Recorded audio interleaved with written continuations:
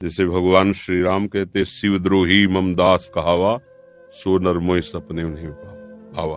अगर कोई भगवान शंकर की निंदा करे, हरि की उपासना करे, तो प्रभु हरि को अच्छा नहीं लगता।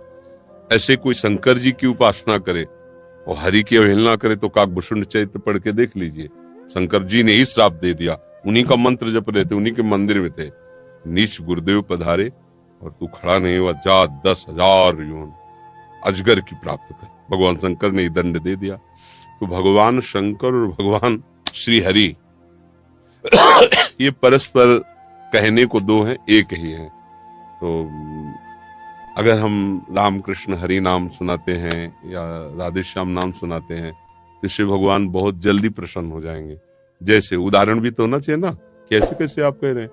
मार्कंडेय जी भगवान श्री हरि की आराधना कर रहे थे, हरि ध्यान, हरि चिंतन, हरि भजन में मग्न थे। महादेव जी अम्बा सहित नंदिकेश्वर में सवार होकर के वहां नजदीक, अब इतने ध्यानस्थ थे कि उन्होंने आंख ही नहीं खोला। फिर महादेव जी ने अंदर का उनका ध्यान बदला और अंदर पहुंचे महादेव अम्बा सहित। तो क्योंकि जो ध्यान हो रहा था हटा, दूसरा ध्यान आया ना, आंख खोला, सामने देखा, जो ध्यान में थे वही सामने खड़े। तो उन्होंने कहा, जो भगवान श्री हरि की ऐसी अनन्य भक्ति करता है, मैं अपनी तरफ से उस पर विशेष कृपा करता हूँ। जैसे प्रचेताओं का चरित्र पढ़ के देखना, सरोवर से भगवान महादेव जी प्रकट होकर उनको उपदेश किया। भगवान श्री हरि का जो भक्त है उस पर महादेव जी बहुत प्रसन्न होते हैं, बहुत जल्दी प्रसन्न होते हैं। और जिस पर महादेव जी प्रसन्न होते हैं उसे श्यामा श्याम की प्रीति प्रदान ही करते। जैसे नरसिंह मेहता को सीधे रास में ले गए महादेव जी, परम वैष्णवाचार्य। अगर कोई महादेव जी का उपासक हरि से द्रोह करता है या हरि उपासक महादेव से, तो दोनों का पतन है, वो जानते नहीं इस रहस्य को। एक दूसरे के कहने के हैं। बकाया महादेव जी से पूछो जाए कि आपका गुरु कौन, तो कहेंगे श्री हरि, वही इष्ट है, वही गुरु है। और अगर श्री हरि से पूछो तो कहेंगे महादेव जी। ये देखो ना, राम अवतार में देखो, भगवान शंकर की आराधना कदम कदम पे भगवान श्री राम कर रहे हैं। पुल बांधने जा रहे तो रामेश्वर की स्थापना, और कदम कदम पे हनुमान जी, शिव ही है ना, 11वें रुद्र का अवतार, उनकी चरण सेवा। वो उनको इष्ट गुरु मानते, वो उनको इष्ट गुरु मानते, मतलब दोनों एक ही है। और ये जो परस्पर शैव वैष्णव झगड़ा है, ये अज्ञान है, ये जानते ही नहीं। देखो कितने बड़े वैष्णवाचार्य होकर चरणामृत हरि का धारण करते हैं। गंगा जी क्या है, चरणामृत ही तो है ना। तो अब ऐसा कि हम हरि नाम जपे, महादेव जी नाराज हो जाए, तुम हमारे भगत हो, तुम हमारा नाम नहीं, ऐसा नहीं। वो जब प्रसन्न होते तो यही देते हैं, आप क्या आराधना करें वो आप जाने, पर हमारा जीवन तो उन्हीं के चरणारविंद में अनन्य। सन्यास वही भेष, वही उद्देश्य, विरक्त हुआ। उन्होंने हमको वृंदावन दिया, प्यारी जू की उपासना दी, उन्हीं का सारा खेल है। हम तो जानते भी नहीं थे क्या है वृंदावन, क्या है श्यामा से, बिल्कुल नहीं, परिचय ही नहीं। काशी में घाटों पे रहना, उन्हीं क्या है। तो उनका कृपा प्रसाद जब प्रकट होता है तो ये प्रेम प्राप्त होता है, हरि का प्रेम प्राप्त। सभा में अयोध्या में सबको बैठाल करके भगवान श्री राम ऐसे कह रहे हैं, मैं राजा हूं इसलिए बोल रहा हूं, ऐसी बात नहीं। और एक गुपुत मत सबई कहो कर जोर, शंकर भजन बिना नर भगति न पावे। कह रहे अयोध्यावासियों, मैं राजा होकर ऐसा नहीं, मैं बिल्कुल दैन्यता से कह रहा हूं, हाथ जोड़ के कह रहा हूं, और ये गुप्त बात है मेरी।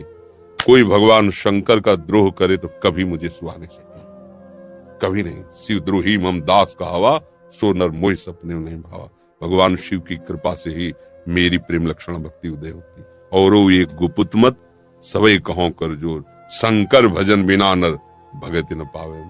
राधा राधा राधा राधा बाबा, प्रारंभ में शंकर जी की ही आराधना से भगवान शंकर उठा देते हैं जीव को।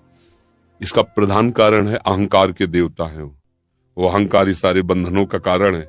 महादेव जी अहंकार मिटा देते हैं, दैन्यता। और भगवान श्री हरि के चरणों में दैन्यता का ही आदर होता है। यही दरबार दीन को आदर, रीत सदा चले। सुष्मिता जी हैदराबाद से। राधा वल्लभ श्री हरिवंश, गुरुदेव आपके चरणों में कोटि कोटि प्रणाम। गुरुदेव, गुरु में भक्ति बनी रहे इसके लिए निरंतर हमें क्या करना चाहिए? गुरु के आदेश का पालन। गुरु का आदेश जो नाम है, जो मंत्र है, जो उपासना है, उसमें जितना आप आसक्त होकर लगेंगे, गुरु प्रेम उतना ही प्रकट होगा। इतना जोर का गुरु प्रेम प्रकट होगा कि सबसे श्रेष्ठ और महान तुम्हें गुरु में ही भाव हो जाएगा। क्योंकि जब स्वाद मिलता है ना तब पता चलता है। तो मीरा जी नाच रहे हैं, पायो जी पायो मैंने राम रत्न। कहां से मिला? पूरे सदगुरु ने दिया। वस्तु अमोलक दी मेरे सदगुरु। तो ये जो समर्पण सदगुरु के प्रति तभी आता है जब स्वाद चखो, जो उपदेश होता है उसमें आप रमण करो। शरीर की सेवा, खान पान, वस्त्र आदि जो भी हमको ठीक है, ये भी एक सेवा का अंग है, पर यही सेवा नहीं है। इसे गुरु सेवा या गुरु प्रेम ही नहीं माना जाएगा। ठीक है, मतलब जैसे 100 है तो उसमें एक है, लेकिन 99 भी बकाया है। और अगर आज्ञा पालन कर रहे हो और शरीर सेवा नहीं हो पा रही तो 99 कर रहे हो, एक है, एक बच गया, 99 हो रही, 99% गुरु सेवा हो रही। अगर आप उनके शरीर के समीप हो, उनकी सेवा कर रहे हो और आज्ञा पालन नहीं कर रहे तो मतलब आप 99% खाली हो, कुछ नहीं। चाहे जितने वर्ष रह के देख लो, गुरुद्रोह पैदा हो जाएगा तुम्हारे अंदर एक दिन, क्योंकि गुरु आज्ञा का पालन नहीं। तो शरीर सेवा करते हुए उन्हीं गुरु का आहित करने की बात तुम्हारे मन में आ जाएगी, क्योंकि तुमने स्वाद ही नहीं चखा जो उन्होंने दिया है। तो अब गुरु सेवा करके बाहरी वस्तुओं पर तुम्हारी नजर होगी।